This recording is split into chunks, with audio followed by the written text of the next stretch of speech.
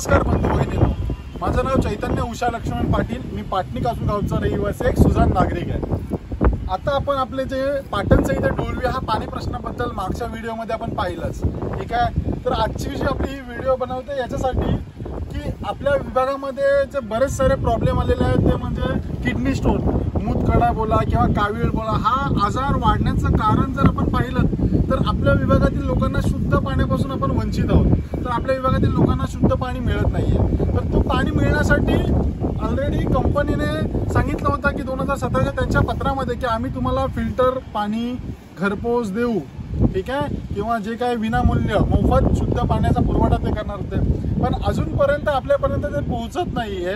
तर जेव्हा कासूतील किंवा इतर यांनी आंदोलन उपोषण केल्यानंतर बऱ्याच गोष्टी फायनलाइज झाल्या की आपल्याला तो पाणी मिळायला लागला, कुठला पाईपलाईनचा। पण तो पाणी आपल्याला शुद्ध आला पाहिजे, आपल्याकडे जे फिल्ट्रेशन प्लांट कंपनीमार्फत यायला पाहिजे। आणि याच्यासाठी बरीचशी मेहनत करत आम्ही त्याचा पाठपुरावा करत राहिलो, पण कुठेतरी आपल्या लोकांची एकी आली पाहिजे त्याच्याशिवाय आपल्याला शुद्ध पाणी मिळणार नाही। आणि या शुद्ध पाण्यासाठी आपण सर्वजण एकजुटीने त्या संबंधित प्रशासनाकडे आपण पाठपुरावा करत म्हणजे कडून आपल्याला मोफत फिल्ट्रेशन प्लांट मधून त्यांच्या सेंट्रलाइज फिल्ट्रेशन प्लांट मधून आपल्याला पाणी आलं पाहिजे।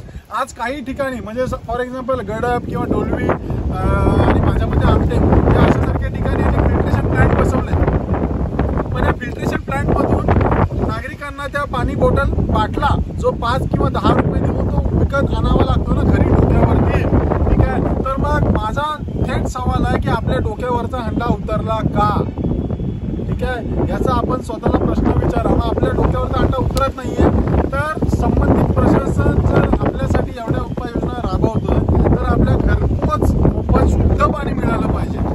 आता राहिली गोष्ट जलजीवन मिशन ही योजना सरकारची।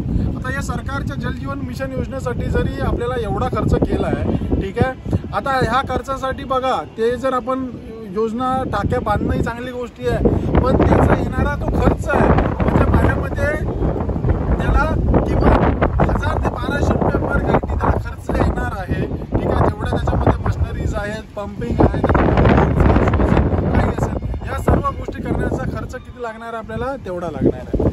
तर हे सर्व अवॉइड होण्यासाठी